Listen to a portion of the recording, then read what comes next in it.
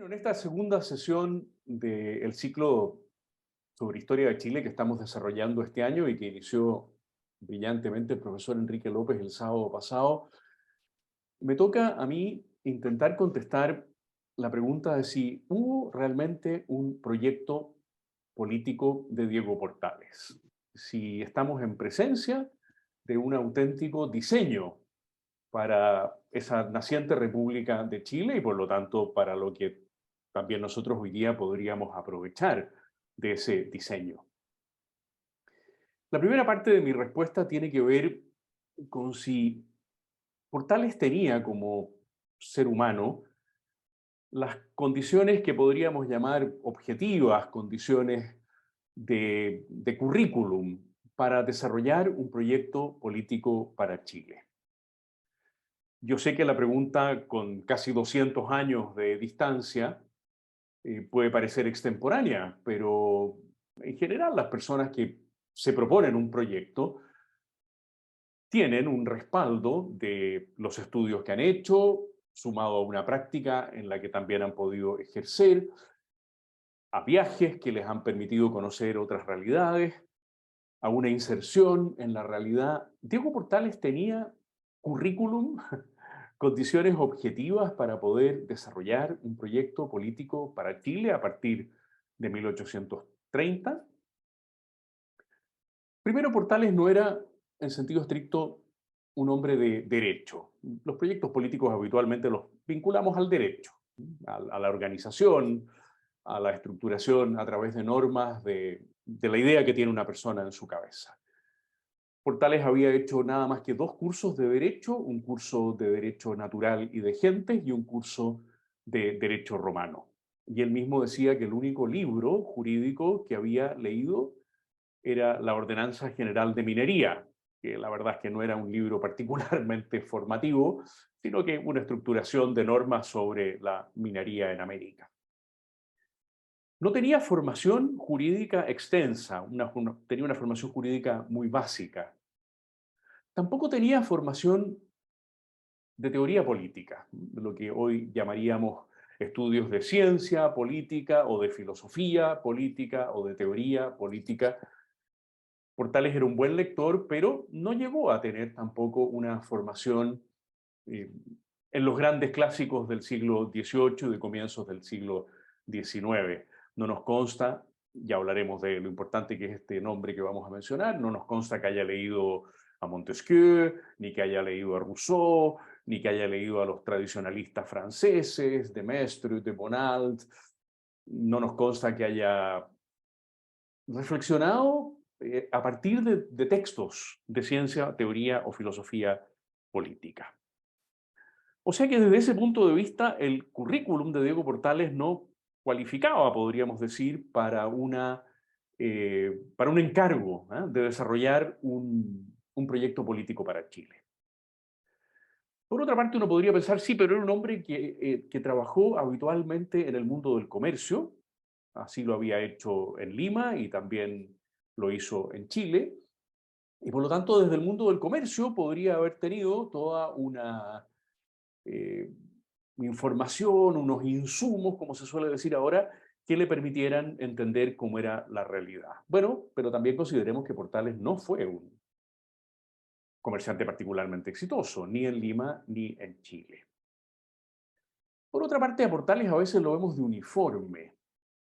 Como ustedes saben, en la iconografía portaliana, en los cuadros grabados que de él hay un par en el que él aparece con uniforme, entonces uno podría llegar a la conclusión, Portales fue un militar y desde la formación en el mundo militar eh, consiguió efectivamente el conocimiento de todas las realidades, el sentido del orden, de la disciplina, de la autoridad, y desde ahí quizá pudo construir su proyecto político. Ese pudo haber sido el dato curricular que lo habilitara. Pero en realidad Portales no fue militar. Portales figura en esa iconografía con uniforme porque fue coronel de la Guardia Cívica, pero él no hizo carrera militar nunca, o sea que tampoco desde esa eventual formación podríamos fundamentar su proyecto político.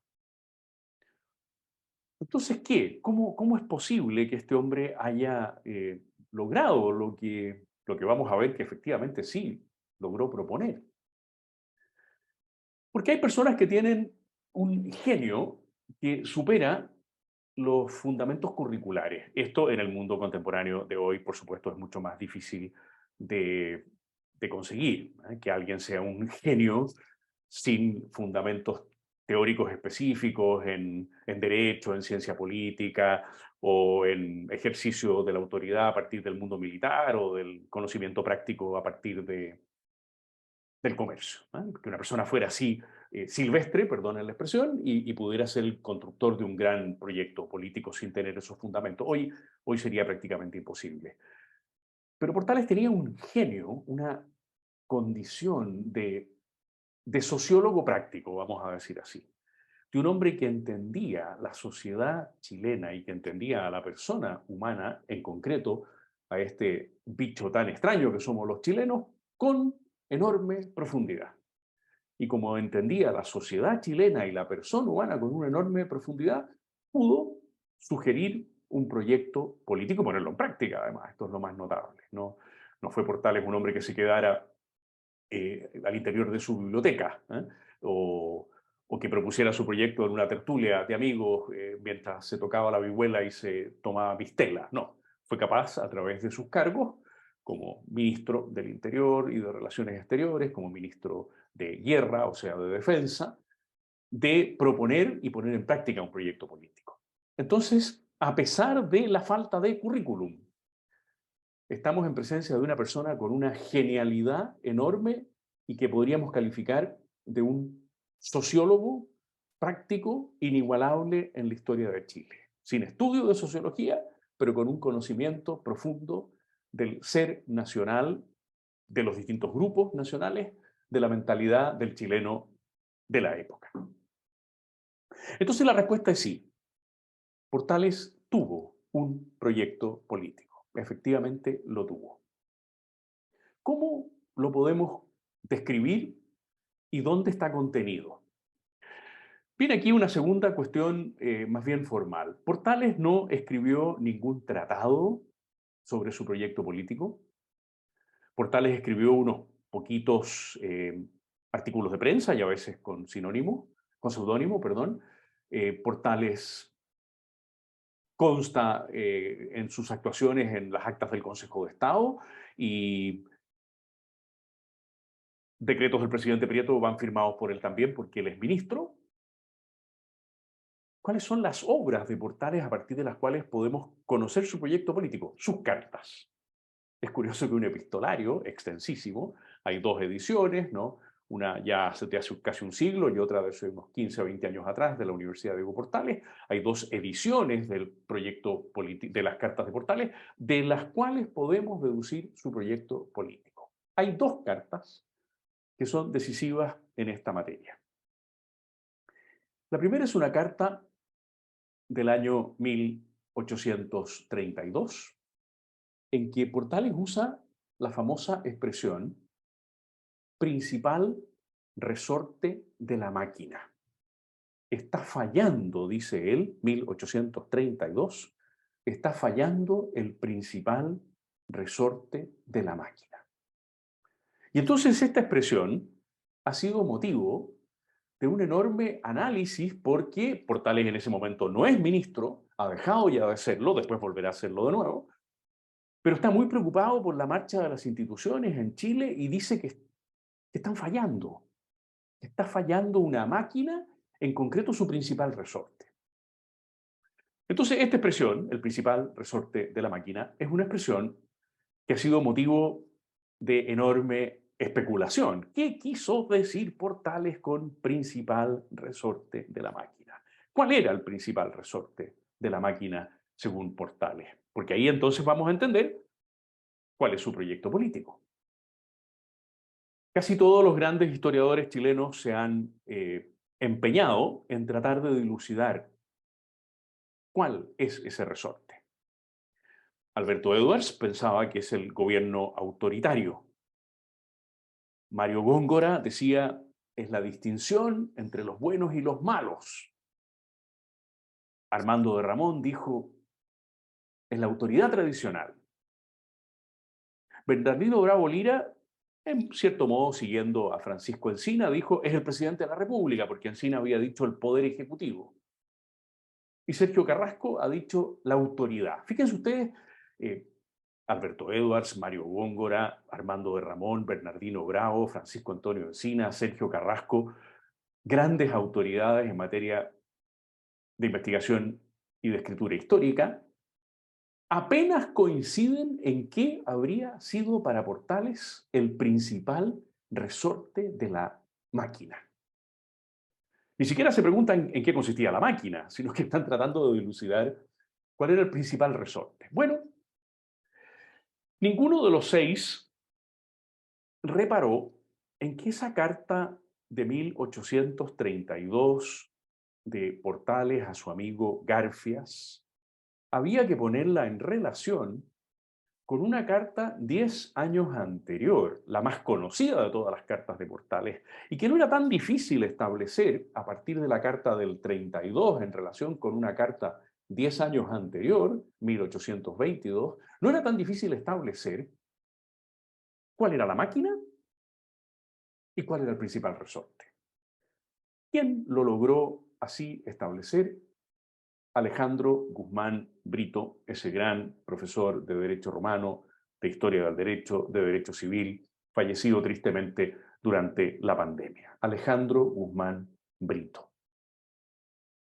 Alejandro Guzmán Brito dijo en un libro pequeño pero magnífico que se llama Portales y el Derecho, que solo se podía entender la carta del 32 a la luz de la carta famosísima del 22. Bueno, oigamos la carta de 1822, porque es la más densa de todas las cartas que escribió Diego Portales. Está en Lima él, se la escribe a su socio Sea, y fíjense lo que le dice 10 años antes de que Portales utilizara la expresión principal resorte de la máquina.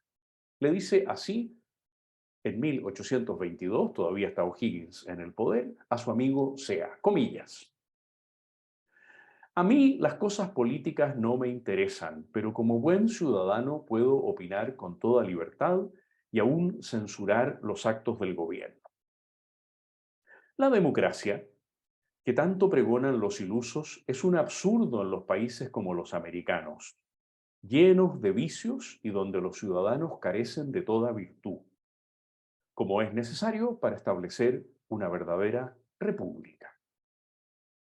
La monarquía no es tampoco el ideal americano. Salimos de una terrible para volver a otra. ¿Y qué ganamos? La república es el sistema que hay que adoptar. Pero ¿sabe cómo yo la entiendo para estos países?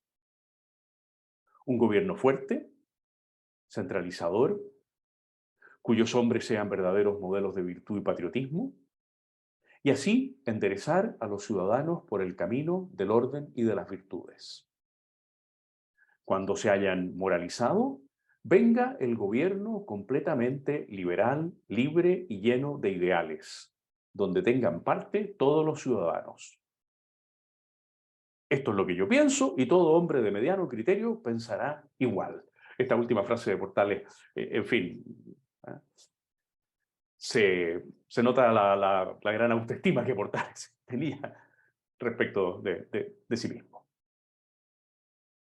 En esta carta de 1822 está la clave del proyecto político de Diego Portales, que 8 años después él va a poder poner en práctica.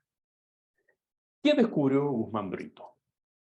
Que el principal resorte de la máquina, siendo la máquina el régimen de gobierno, la forma de gobierno, es la virtud. Fíjense que en esta carta, Portales habla más de la virtud que de cualquier otra cosa. Dice que la democracia es un absurdo en América porque este es un país, estos son países llenos de vicios. Uno, donde los ciudadanos carecen de toda virtud. Dos. Después dice, ¿cómo entiende él el gobierno que tiene que venir? Dice, que los hombres que lo desarrollen sean verdaderos modelos de virtud. Tres. y así enderezar a los ciudadanos por el camino del orden y de las virtudes. Enderezar, 4, virtudes, 5. Y a continuación dice, cuando se hayan moralizado, 6. 6 referencias en 25 líneas de Diego Portales a la virtud. ¿Qué descubrió Guzmán Brito?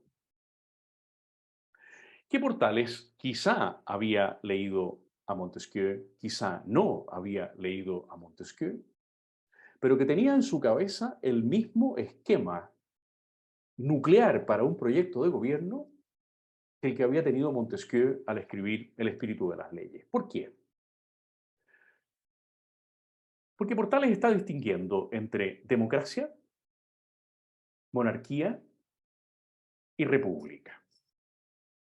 Uno dice, perdón, pero esa distinción no parece ser simétrica, porque puede haber monarquías democráticas y puede haber repúblicas democráticas. Bueno, Guzmán Brito completa esta falta de precisión diciendo, cuando Portales habla de república, está siguiendo el esquema de Montesquieu respecto de una república aristocrática.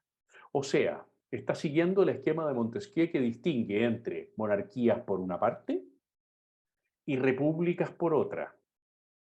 Y dentro de las repúblicas, Montesquieu distingue repúblicas democráticas y repúblicas aristocráticas. ¿Por qué puede Guzmán Brito decir que Portales está escogiendo la república aristocrática, aunque no use la palabra aristocracia? Porque la república aristocrática en Montesquieu es la república que tiene por principio la virtud. Entonces es muy sencillo, dice Guzmán Brito. ¿Cuál es el régimen de gobierno que Portales promueve? La república basada en los aristos, en los mejores, en los que tienen arete, virtud. Y eso sí que está explícito en la carta. Portales no ha usado la expresión república aristocrática, ha usado la expresión república sin apellido, pero es evidente que es distinta de la democrática, porque ha dicho que por ahora la democracia no.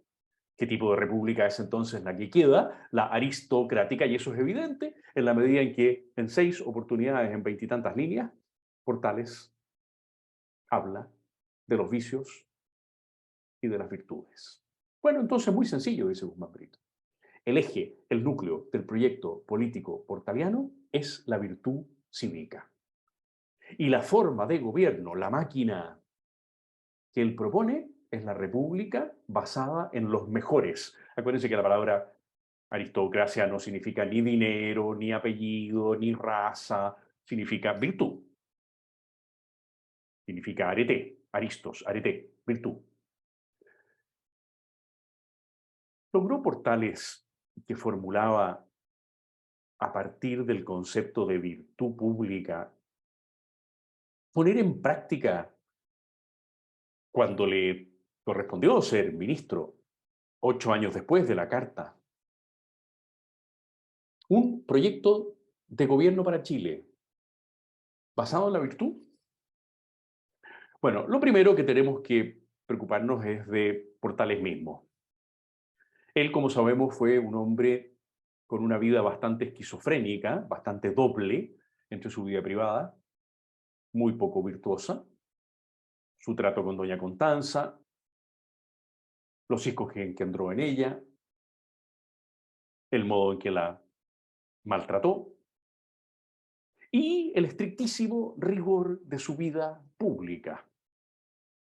La exigencia altísima que hizo respecto de sí mismo, como ministro, como coronel de la Guardia Cívica, en todas sus actuaciones públicas. O sea que ahí tenemos un primer problema. El proyecto político de Diego Portales se construye a partir de un hombre que tiene una disociación entre lo público y lo privado que debiera ser motivo siempre de preocupación. Y esto no lo podemos dejar de mencionar. Cuando hemos hablado en otras oportunidades de Manuel Montt, también hemos mencionado esta idea, que en Montt esa disociación no se da. Y en ese sentido, Montt es mucho más portaliano que Portales. En Montt se dan los defectos normales de cualquier persona humana, pero no una disociación radical entre virtud privada y virtud pública. Bueno, dejando este punto, que no es menor, bien asentado, digamos que Portales comenzó a construir el proyecto de una república aristocrática escogiendo personas que realmente eran muy virtuosas. Joaquín Prieto, para que fuera presidente de la República, Mariano Egaña, para que se encargara, junto con Andrés Bello, los dos, de la estructuración jurídica, porque eran conocimientos que a Portales le faltaban. Rengifo para la Hacienda, por un tiempo también Gandarillas, y sobre todo comenzó a buscar jóvenes valores, una nueva generación, que es algo que nosotros en Foro Republicano estamos tratando de hacer. Descubrir a esa nueva generación y darle formación. Montt y Varas. O sea que si Guzmán Brito nos dice que el proyecto político portaliano era de una república aristocrática basada, por lo tanto, en hombres modelos de virtud, podemos decir que sí, que Portales fue capaz de ponerlo en práctica a partir de esa elección que hizo de media docena de individuos de alta calidad humana. Prieto, Egaña, Bello, Rengifo, Gandarillas por un tiempo, Montt, Varas y una segunda fila más extensa. La virtud. Pero la virtud no puede bastar como explicación de un proyecto de gobierno. No podemos decir que el proyecto de gobierno portaliano consistía en que una serie de buenas personas se hicieran cargo de los cargos, porque eso no basta, ¿no? ¿De qué manera tenían que hacerse cargo del gobierno? Entonces aquí viene un segundo elemento que está en la Carta de Portales del año 22. Ese segundo elemento es que ha de ser un gobierno fuerte, centralizador. Fuerte y en que el poder no se disperse, en que el poder se ejerza con fortaleza y de manera centralizada. Bueno, el proyecto portaliano alcanzó en la Constitución de 1833 su concreción en cuanto a consagrar un gobierno fuerte y centralizador. Se cuenta la anécdota de que el emperador Pedro del Brasil, acuérdense que Brasil fue durante el siglo XIX en gran parte una monarquía, la monarquía portuguesa que se trasladó al Brasil a raíz de las guerras napoleónicas. Se dice que cuando el emperador Pedro leyó la Constitución chilena de 1833, la miró y dijo, este sí que es un emperador, cuando leyó las atribuciones del presidente de la República. Yo al lado de lo que se dice aquí parezco un presidente de la República. Aquí sí que tenemos un emperador. Yo no soy nada al lado de lo que establece. Efectivamente, la Constitución del 33 establece un presidente de la República fortísimo. Recordemos algunas de las cosas que, aunque Portales no es el redactor de la Constitución, asistió varias veces a las sesiones de la comisión redactora y fue muy claro para marcar algunos puntos, ¿no? Recordemos algunas de las normas que establecen ese poder presidencial fuerte. Primero, que el presidente es el jefe de gobierno, cabeza de la nación, administra el patronato, o sea, tiene las relaciones directas con la Iglesia Católica, puede ser reelecto para un periodo inmediatamente siguiente, puede decretar el estado de sitio, en el que se suspenden todas las garantías y derechos constitucionales, nombra a todos los ministros, nombra a todos los miembros del Poder Judicial, nombra al Consejo de Estado, tiene un control indirecto sobre las elecciones en la medida en que una serie de mecanismos constitucionales, legales y también de hecho ponen en él la fuerza superior en régimen electoral. No puede ser acusado constitucionalmente durante su periodo. En fin, unas pocas de las normas, bueno, no unas pocas, bastantes de las normas que muestran cómo ese afán portaliano de un gobierno fuerte, centralizador, quedó plasmado en la Constitución del 33. Es muy importante como contraste la idea portaliana de que no puede haber, para enfrentar al presidente de la República, ninguna facción que que dificulte la tarea fuerte y centralizadora del presidente. La Constitución del 33, estimados, no establece los derechos de reunión y de asociación. No están en el texto. Se consideraba que esos derechos podían amparar facciones, grupos subversivos. Bueno, y eso significa que Portales entonces no creía que debiera haber ningún tipo de oposición. Sí, él pensaba que debía haber oposición, pero la llamaba una oposición decente. O sea, una oposición que jamás vulnerase el poder fuerte y centralizador del presidente de la República. Fuerte. Y aquí aparece un concepto portaliano muy importante, que es el concepto de sanción. Portales quiere que el presidente de la República, en unión con los tribunales, por supuesto, tenga la capacidad de sancionar todo aquello que provenga del espíritu de facción, del espíritu faccioso, del espíritu subversivo, diríamos hoy día. Todo aquello que provenga de una oposición indecente, podríamos decir, haciendo el paralelo con la expresión portaliana. El sentido de la sanción, lo que él llamaba palo y bizcochuelo. Palo cuando llegue el momento en que hay que dejar muy en claro que, que se está portando mal a alguien, así de simple. Bizcochuelo para aquellos que se portan bien, palo para aquellos que se salen del sistema o procuran romper el sistema. Y aquí entonces viene otro elemento de la construcción política portaliana que para esa época era decisivo. Portales sabía muy bien cómo se habían comportado algunos militares en la década de los años 20. Conocía los comportamientos de O'Higgins, de Freire, de Pinto y de Prieto, a quien había escogido, porque sabía que era la persona que tenía unos comportamientos más cercanos a su afán de contar con un gobernante con un poder fuerte y centralizador. Sabía Portales que en algunos militares estaba siempre presente el riesgo de hacer imposible el poder fuerte y centralizador del presidente de la República. Y entonces tomó desde un comienzo, como ministro de Guerra, una serie de medidas para fortalecer el poder del presidente y evitar eventuales conspiraciones militares. Lo primero, a todos aquellos militares que en la Guerra Civil de 1929 y 30 habían sido derrotados, encabezados por Ramón Freire, los dio de baja. 132 oficiales del Ejército de Chile, algunos de ellos héroes de la independencia, fueron dados de baja. Portales no trepidó para evitar que quedaran dentro de las filas del ejército personas que iban a permanecer en ánimo, en ambiente conspirador, por ningún motivo. Pero mucho más importante que eso, escogió a Prieto, un militar que pudiera conducir el país con un gobierno fuerte y centralizador. Todavía no contaban con la Constitución el año 30, faltaban 3 años para que contara con el respaldo constitucional, pero por lo menos iba a contar con este superministro, que fue Diego Portales, y que ese hombre, un militar victorioso en la guerra civil del año 29-30, fuera no solo el símbolo, sino el poder efectivo de carácter fuerte y centralizador.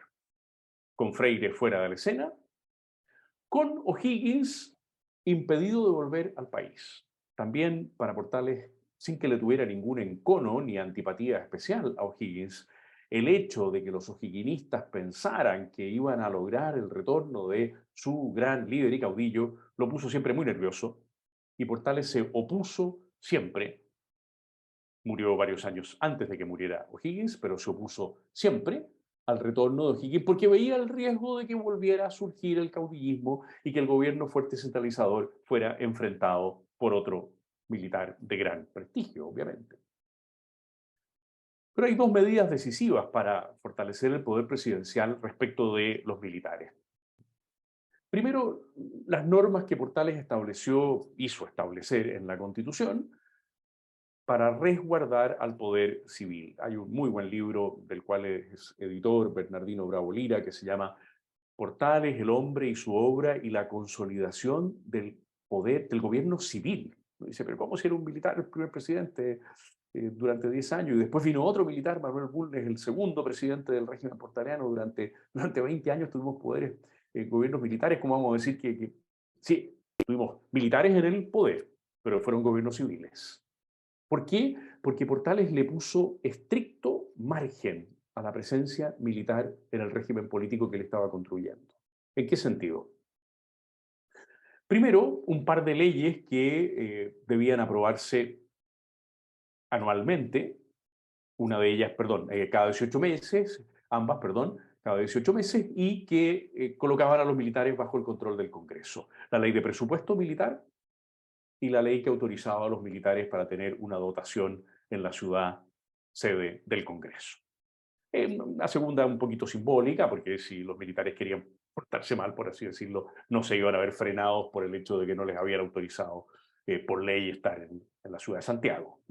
Pero era una señal, más importante era la señal de que el presupuesto militar se aprobaba de manera escalonada cada 18 meses y fuera del presupuesto general de la nación.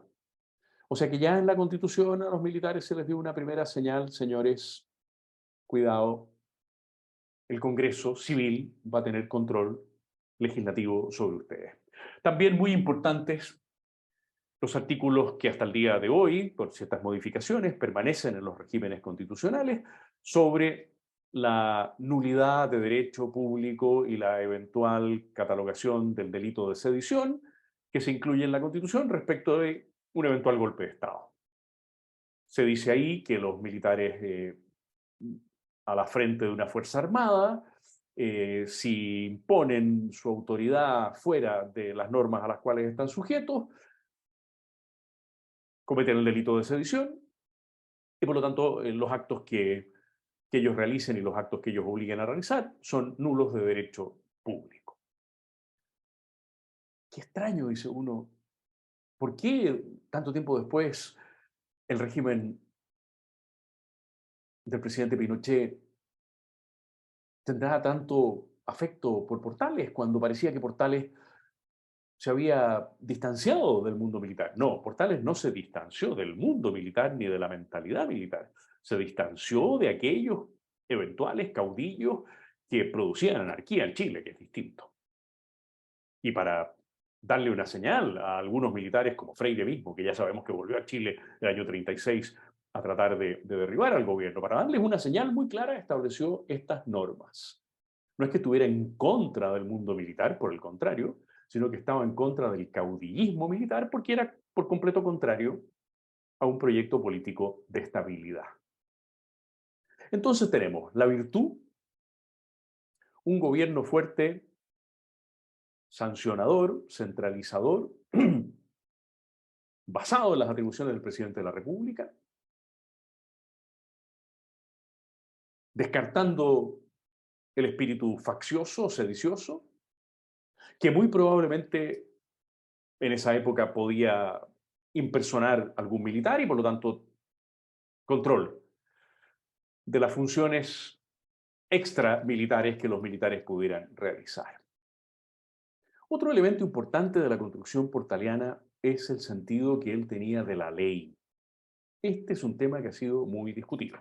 Ya hemos dicho que Portales no tenía mayor formación jurídica, que asistió a nada más que 2 cursos, dijimos al comenzar, uno de Derecho Natural y de Gentes y otro de Derecho Romano, que no era un hombre lector de obras jurídicas importantes, ni legales, ni doctrinarias, pero tenía un profundo sentido de la función de la Constitución y de la ley. Para él, la Constitución y las leyes eran instrumentos. También nos ha dicho Alejandro Guzmán Brito explícitamente, y en eso lo apoyan Bernardino Bravo Lira y el recientemente, tristemente fallecido profesor Antonio Duñac, apoyan a Guzmán Brito en cuanto a que Portales hacía suya la vieja máxima de Cicerón.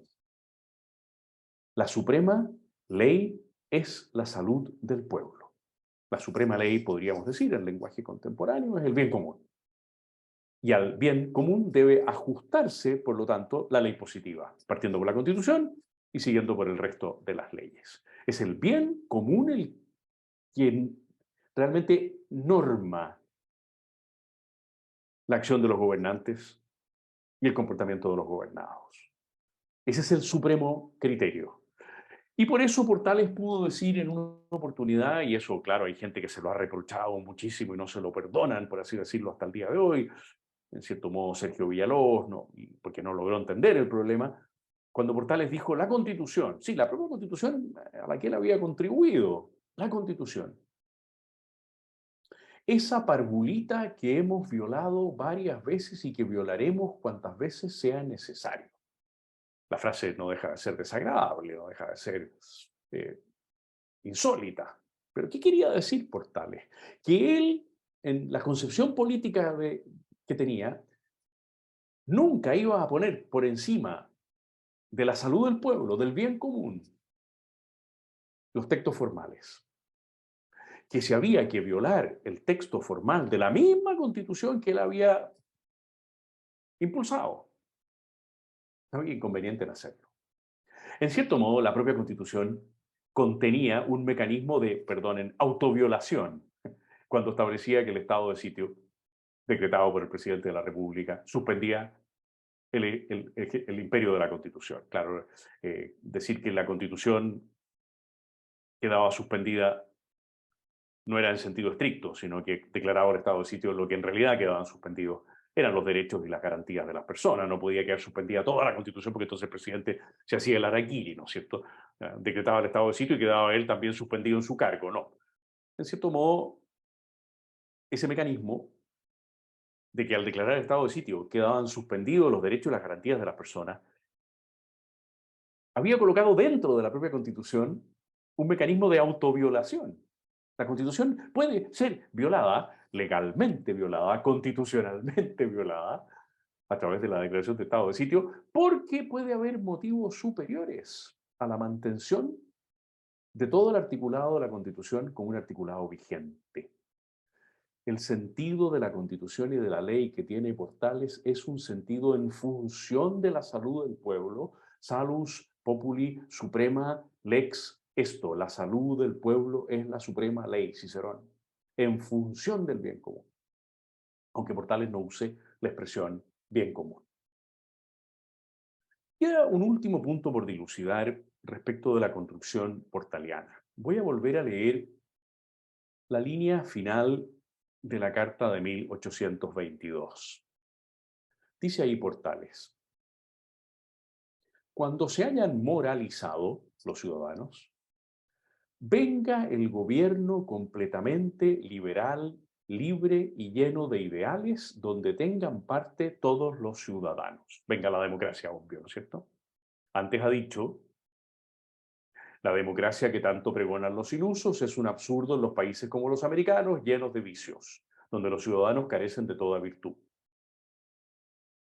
Pero cuando los ciudadanos se hayan moralizado, repito, venga el gobierno completamente liberal, libre y lleno de ideales donde tengan parte todos los ciudadanos. Venga la democracia. O sea que en el proyecto político portaliano, la matriz es la república aristocrática, pero esa república aristocrática está pensada para que devenga, para que evolucione hacia la república democrática. Con gobierno completamente liberal, libre, donde tengan parte todos los ciudadanos. Democracia. Portales no pudo ver esa evolución. Portales murió, como todos sabemos, asesinado en 1837 a los 44 años de edad. Y por lo tanto, no sabemos, es una incógnita, y no tiene mucho sentido especular respecto de esa incógnita, cómo habría actuado Portales respecto de la evolución de las instituciones que él mismo había ido proponiendo y logrando que se consolidaran a partir de por allá de 1856. Portales a esas alturas habría tenido 64, 65 años. ¿Qué habría pensado del modo en que se fueron formando ya los cuatro grandes partidos: liberal, radical, conservador, nacional? ¿Los habría validado como tales o habría pensado que alguno de ellos era una facción, era un grupo faccioso, no era oposición decente, sino indecente? ¿Qué habría pensado Portales de los mecanismos que comenzaron a practicarse en la Cámara de Diputados para frenar la fuerza del poder presidencial. Las interpelaciones parlamentarias, la retención del estudio de los proyectos de ley de presupuesto, la acusación constitucional contra la Corte Suprema de finales de la década de los 60. ¿Qué habría pensado Portales de esa creciente oligarquía partidista? Habría pensado que esa creciente oligarquía partidista era el conjunto de ciudadanos ya moralizados que estaban ejerciendo el gobierno completamente libre, liberal, con plena participación, o se habría escandalizado profundamente del devenir de las instituciones que él había comenzado a forjar virtuosas, o mejor dicho, basadas en hombres modelos de virtud, con un poder centralizador, fuerte, sancionador, con una oposición que en un comienzo era mínima, pero era decente. No sabemos. Sí sabemos, y con esto termino para ofrecerles la palabra, sí sabemos que el proyecto político portaliano fue fecundo casi por un siglo. Y no porque la Constitución del 33 haya durado un siglo, sino porque hubo una continua referencia al poder presidencial, al sentido de la sanción, al control ciudadano de la virtud, a buscar a los mejores. Unas referencias que, como vamos a ver en la clase final de este ciclo, se fueron perdiendo en el siglo XX. Ya veremos las razones por las cuales esas referencias se fueron perdiendo en el siglo XX.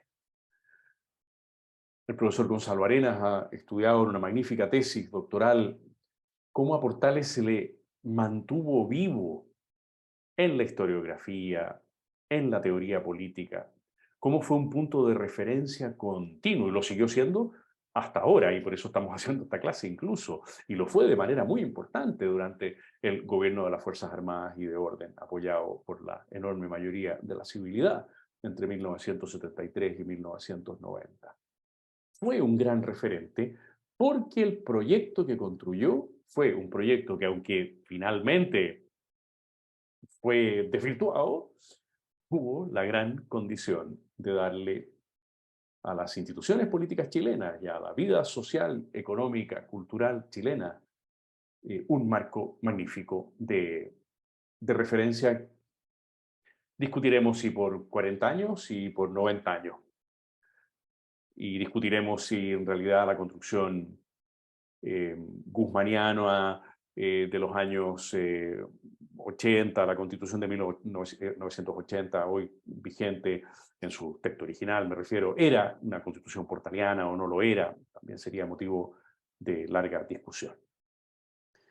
Bien, entonces mi respuesta es sí, hubo un proyecto político portaliano y ese proyecto político portaliano podemos decir que es de los más exitosos que se han conocido en el mundo de América y colocó a nuestra nación, a nuestro país, a nuestra sociedad en condiciones de vivir en paz, aunque con guerras civiles, que también analizamos el año pasado, de vivir en paz durante gran parte del siglo XIX.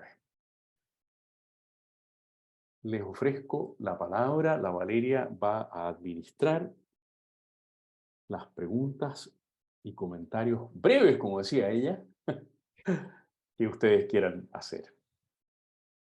Acá hay una pregunta que dice, ¿es correcto señalar, la hace Camilo Barría, ¿es correcto señalar al gobierno militar como neoportaliano? Bueno, esta es la cuestión. El presidente Pinochet, como sabemos simbólicamente, designa el edificio Gabriela Mistral y UNCTAD como edificio de Diego Portales. En sus discursos hay numerosas referencias a Diego Portales.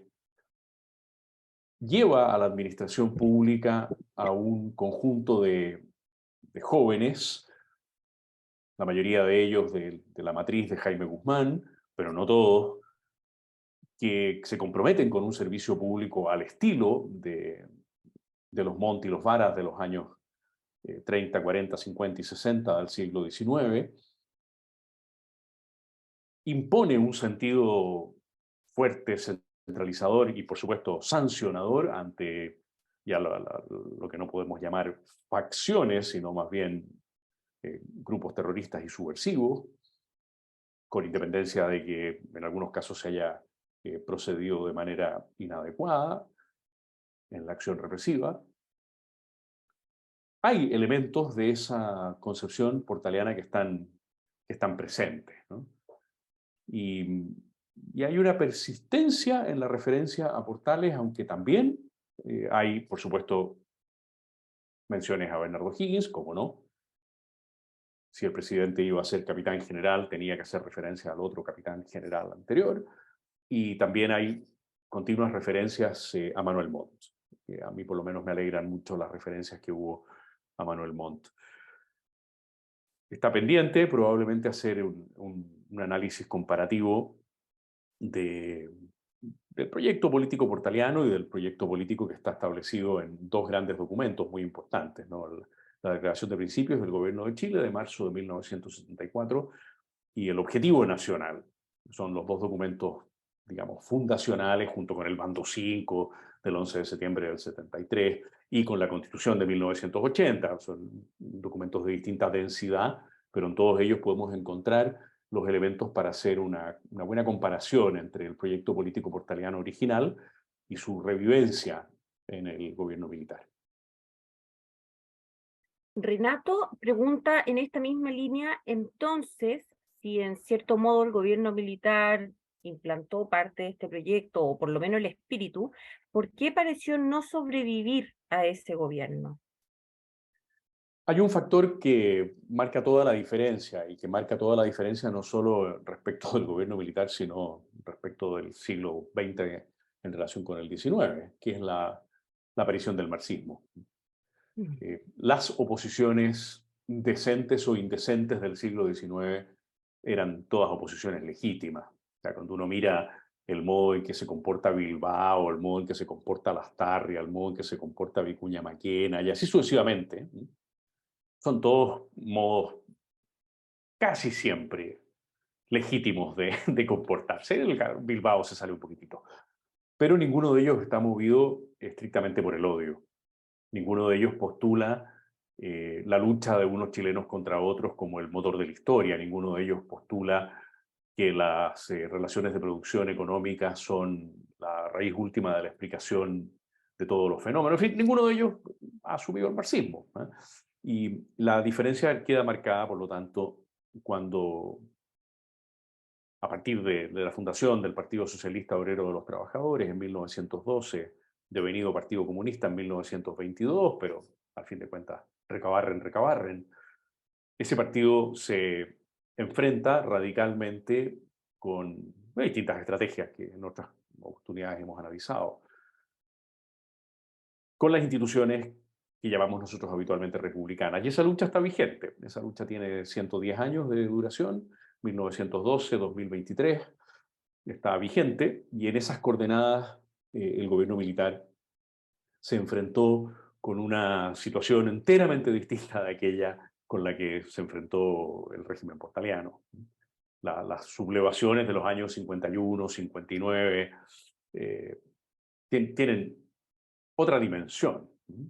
Sí, algunas son guerras civiles, otras son conflagraciones. La misma guerra civil del 91 tiene otra dimensión. Y la mejor demostración de esa otra dimensión son las amnistías.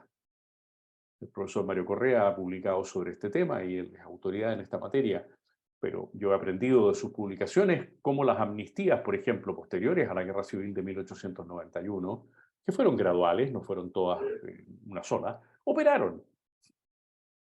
Y la sociedad chilena se pacificó después de una guerra tremenda de entre 6.500 y 7.000 muertos, no 10.000 como se suele decir, ¿eh? Se pacificó.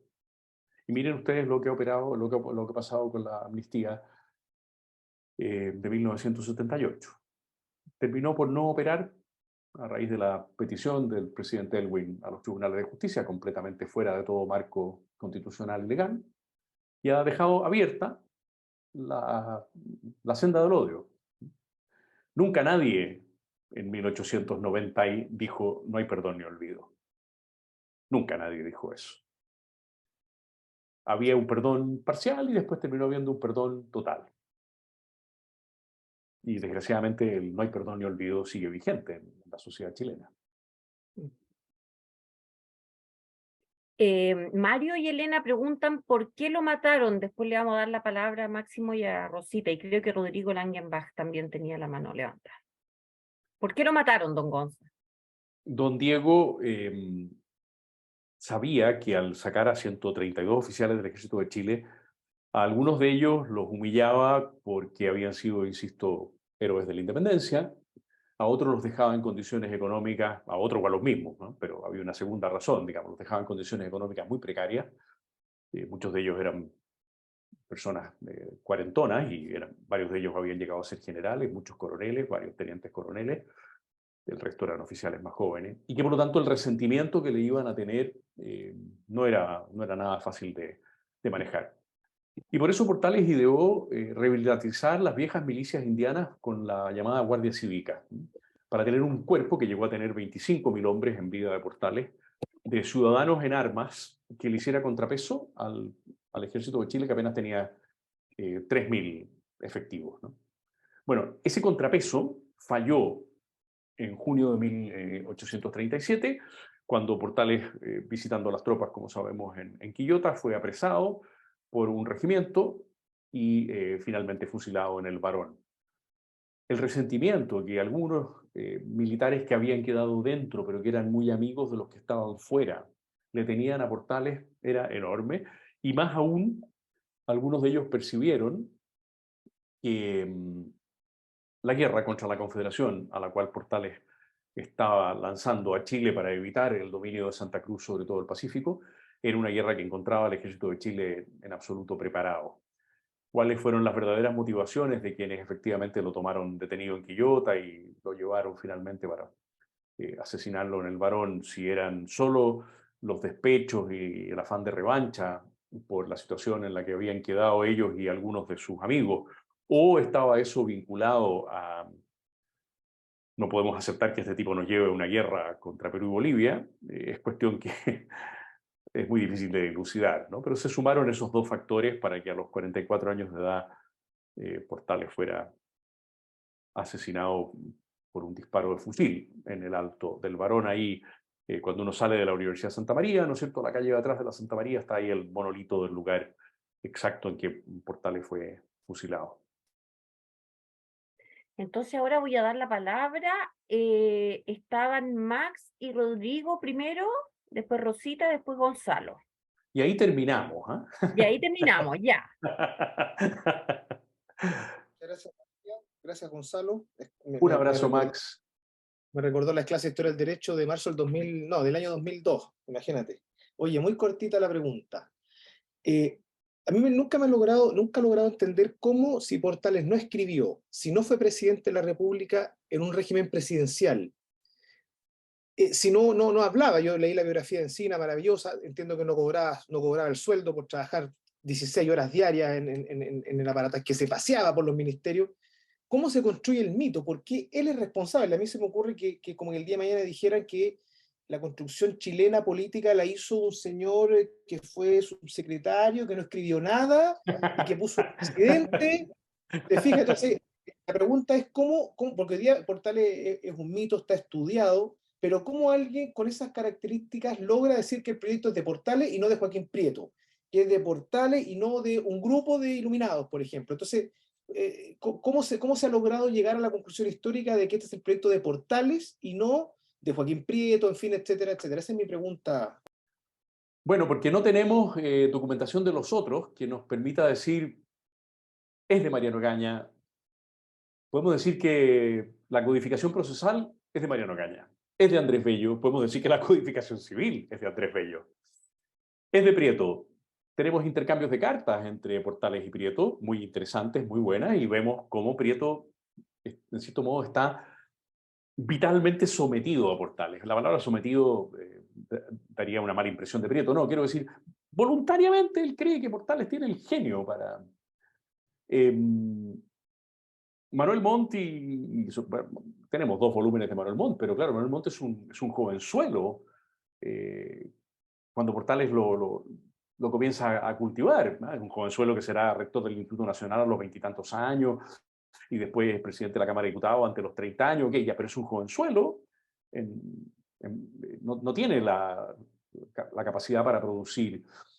Entonces lo que es muy probable que haya sucedido es que estuviéramos en presencia de una persona que, como tú bien describías, era infatigable en el trabajo, infatigable en las relaciones humanas, humano-políticas, ¿ah? O políticas con las personas, más que de amistad, y que haya ido construyendo esa fórmula a partir de ese contacto personal. Ahora, voy a poner un ejemplo de algo que sí nos consta estrictamente, que es de él, ¿no? Porque uno dice, bueno, ya, pero en la Constitución influyó, pero y en Prieto influyó, pero y en las cartas influyó, pero hay por ejemplo, voy a poner un ejemplo concreto, ¿no? Y ese famoso decreto que obliga a los funcionarios públicos, firmado por Prieto y por Portales, pero que es de matriz estrictamente de Portales, obliga a los funcionarios públicos a querellarse contra toda persona que haga una denuncia falsa respecto de ello. De tal manera que la probidad sea defendida si la denuncia es falsa o el funcionario público sea destituido si la denuncia es verdadera. Eso pasó al estatuto administrativo después, la obligación del funcionario público de querellarse para defender la imagen, ojalá la realidad, de una persona que ejerce una función basada en la virtud. Entonces, cuando uno ve a Portales firmar ese decreto, dice, ahí quizá en un decretito está una de las claves de la construcción de este proyecto que hemos descrito de manera más global.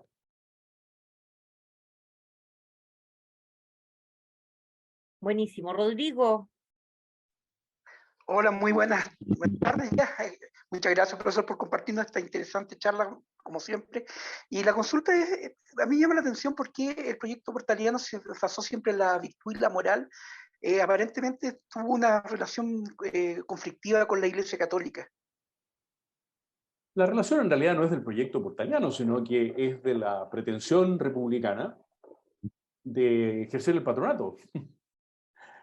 El patronato, como todos sabemos, fue otorgado a comienzos del siglo, desde finales del siglo XV, a los reyes católicos y a sus sucesores para ser ejercido en América.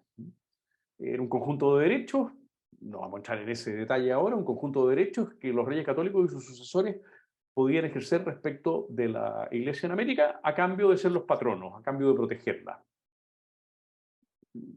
Tendríamos que tener una sesión completa para explicar exactamente en qué consistía este curiosísimo intercambio de derechos y obligaciones entre el Estado y la Iglesia.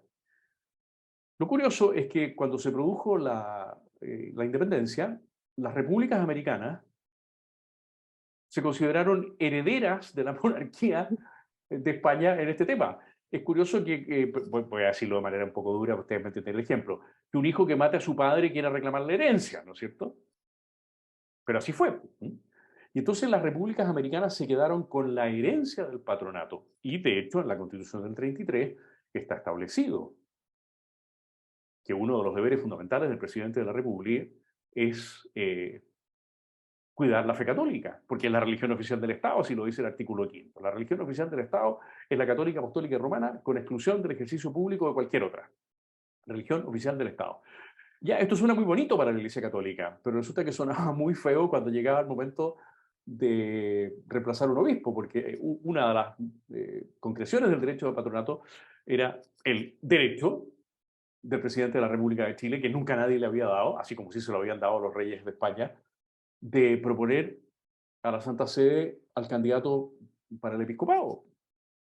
Y eso generó el problema de los diezmos, el problema del recurso de fuerza. El recurso de fuerza era la capacidad que tenían los eclesiásticos de acudir a los tribunales civiles cuando no les gustaba una sentencia de un tribunal eclesiástico. Imagínense, hoy día eso está enteramente cambiado, son otro tipo de relaciones las que hay entre los eclesiásticos y los tribunales civiles, pero en esa época un eclesiástico podía acudir a un tribunal civil después de haber recibido una sentencia eclesiástica si no le gustaba la sentencia eclesiástica. Imagínense la felicidad que era eso para la Iglesia, era una cosa inaceptable, ¿eh? Entonces, no es Portales, es la construcción constitucional consagrada, la Constitución del 33, a partir de la la patudez, ¿no? Usemos esta expresión, reconozcámosla, de las repúblicas americanas y en concreto de la República de Chile de arrogarse los derechos del patronato que nadie le había concedido a esa república. Muy bien. Rosita, Hola, profesor. Qué gusto de verla una vez más. Ay, para mí también lo echaba de menos, profesor. Qué bueno que empezó de nuevo las clases. Aquí estamos, tiene que inscribirse en todo lo que aparezca. Ya estoy inscrita en todo lo que hay. No, Profesor, oiga, si le vamos a mandar unas cosas presenciales muy bonitas para unos ya, días más, para que profesor, estén todos atentos. Cuénteme. mire, reconozco que tenía absoluta ignorancia acerca de Portales. Usted me dejó absolutamente al día y debo confesar mi admiración hacia Portales en realidad. Pero quería hacer una acotación. Siempre cuando nos referimos nosotros a la virtud, pensamos en la religión, No, ¿cierto? pues. No, No, pues. pero digamos, el mundo católico y el mundo evangélico piensan que la virtud la tienen los religiosos. Yo creo que Portales se refería al hablar de virtud, de que tenían que estar en el gobierno las personas más íntegras, aquellas que fueran incorruptibles, aquellas que tuvieran un concepto de la humanidad, del ser humano, de la sociedad, de que nosotros los seres humanos tenemos el deber y la obligación de servir a los demás y no a nosotros mismos. Y eso yo creo que ojalá pudiera imponerse de nuevo un ideal portaliano, porque yo creo que nos hace una falta tremenda. Bueno, usted ha hecho ahí un vínculo que es muy importante dejarlo en claro. Hay virtudes que pertenecen a la práctica de la virtud de la religión y hay virtudes que se llaman humanas, que las puede practicar cualquier persona en cualquier religión o sin tener religión. La puntualidad, el orden, la laboriosidad, el espíritu de sacrificio, la cordialidad, la amabilidad, la afabilidad, la austeridad, en fin, y así podríamos seguir nosotros mencionando un elenco de tantas virtudes que no dependen estrictamente de una fe o de una práctica religiosa. Y usted apunta muy bien al tema de que lo que buscaba Portales era ese tipo de personas. Por supuesto, el 100% eran creyentes en esa época. Es un dato fundamental, pero anexo en este caso. Y hay una ocasión, por ejemplo, muy significativa, en que él se queja de Mariano Egaña y lo manda al carajo, literalmente en una carta. Dice que se vaya al carajo don Mariano. ¿Por qué? Porque Mariano Egaña, como buen jurista, estaba muy preocupado de que si a un delincuente se le sorprendía, se tomaran todas las medidas para que la detención... Y eso a Portales dice, pero si el tipo ha sido pillado infraganti, váyase al carajo con su formalismo jurídico con Mariano Egaña. ¿Qué es lo que le está reprochando? Le está reprochando de que no está practicando, en cierto sentido, como un virtuoso. Y le llama mucho la atención que Mariano Egaña no esté practicando un sentido como un virtuoso. Que si un tipo es pillado con las manos en la masa, le amarren las manos. Y, o sea que Portales, en ese sentido, lo que él buscaba era ese tipo de virtudes. Y vuelvo a insistir, poco le importaban en su propia vida, lamentablemente, el conjunto de virtudes más bien privadas y en concreto de su comportamiento sexual, que fue siempre, bueno, no, siempre es un poco fuerte, pero fue habitualmente muy inconveniente. Tenemos espacio para una última pregunta. sí, porque Gonzalo está pacientemente esperando y ahí terminamos. Como siempre ha sido paciente, Gonzalo. Hola, profesor, ¿cómo está? Hola, ¿cómo están? Muchas gracias por la charla muy buena. Y ahí tenía una pregunta, profesor, que puede salir como un poco fuera de como la línea de lo que comentó usted durante la charla, que es que ahí Portales, por lo visto, tenía muy buenas relaciones con los países cercanos a Chile, diciese Bolivia, Perú, Argentina, etcétera. Entonces, actualmente, claro, me da la impresión de que hay una dificultad como bastante notoria de poder establecer como algo portaliano hoy en día a raíz de eso. O sea, de buenas relaciones con otros países, porque hoy en día ha sido como todo un fiasco en ese sentido. No sé qué opina usted al respecto y si tendría alguna especie de relación, y bueno, también como está el mundo, que está moviéndose todo para todos lados.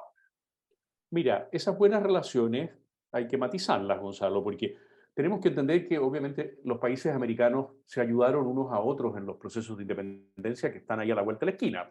El Portales, que escribe el año 22, está escribiendo 4 años después de la Declaración de Independencia, que como sabemos en febrero de 1818, no en septiembre de 1810. 4 años después, 3 años y medio, que está escribiendo en marzo del 22 la carta que hemos mencionado. O sea que las guerras de independencia están a la vuelta de la esquina, y en esas guerras de la independencia, como todos sabemos, y en el caso chileno de manera muy particular, hubo una compenetración de fuerzas de patriotas americanos de varias nacionalidades contemporáneas, ¿no? Y en el mundo bolivariano, ¿para qué decir? El mundo bolivariano, hoy, hasta el día de hoy, puede jactarse de tal, hasta en cierto modo Perú y Bolivia, por supuesto, porque se ayudaron unos a otros. Pero al mismo tiempo, Portales es muy celoso de la posibilidad de que esas vinculaciones puedan significar pérdida de independencia.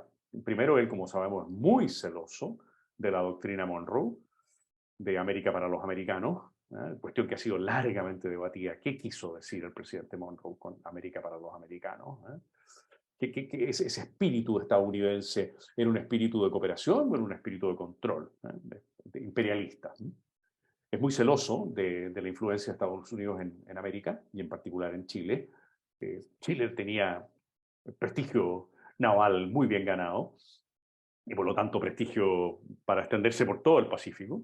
Y es muy celoso de la Confederación Perú-Boliviana. ¿Qué es esto de que haya un tipo que quiera unir estos dos estados y amagar Chile? Así que esas buenas relaciones hay que matizarlas, Gonzalo. Yo no conozco las relaciones internacionales hoy como para poder hacer ese paralelo. Es un mundo que lo leo en los diarios y lo veo en algunos analistas, pero siempre tengo la sensación de que es demasiado volátil como para que yo por lo menos me pueda interesar, como que no voy a poder hacerme cargo y le voy a tener que dedicar demasiado tiempo para tratar de entender lo que está pasando, y además a mí me gusta tratar de entender lo que ya pasó. Entonces, prefiero que el tiempo decante y como historiador dedicarme a las fuentes del pasado. Bueno, entonces, les va a llegar muy pronto un flyer invitándolos a el ciclo sobre los 6 meses finales del UP, que vamos a realizar en el pueblito de los Dominicos, por gentileza de la Municipalidad de Las Condes, que hemos llegado finalmente, gracias a las gestiones de la Valeria, a un buen acuerdo con ellos para que nos faciliten. Es un ciclo en el que van a hablar la Tere Marinovich, Enrique López, Hermógenes Pérez de Arce, Enrique Bram, Carlos Williamson y Gonzalo Rojas, y que vamos a partir apenas en 10 días más, el martes 28 de marzo, a las 7 de la tarde, presencial. Así que para que se vayan preparando, dejando de lado ahí todo tipo de compromisos, va a ser una vez al mes nada más, y también pensando en invitar a personas para que podamos tener una muy buena concurrencia a partir del 28. Vamos a transmitir por streaming. Aquellos de ustedes que están en regiones, estamos haciendo los ajustes, ¿no es cierto, Valeria?, para la transmisión por streaming, de tal manera de que puedan seguir desde regiones, pero le pedimos a los santiaguinos que nos acompañen, porque si va a estar el expositor con 3 personas sentadas ahí, una de ellas con su mascota, y nada más que 3 personas, porque el resto está tranquilito en su casa pinchando para verlo por streaming, bueno, no es lo que nos va a respaldar ante, en concreto, la municipalidad y ante el público en general. Necesitamos el respaldo presencial. Un saludo muy cariñoso para todos, y el sábado que viene el profesor Enrique López de nuevo. Muchas gracias, Valeria. Gracias, profesor. Gracias, profe. Gracias, Valeria. Muchas gracias por todo. Chao. Esta exposición, profe. Fantástico.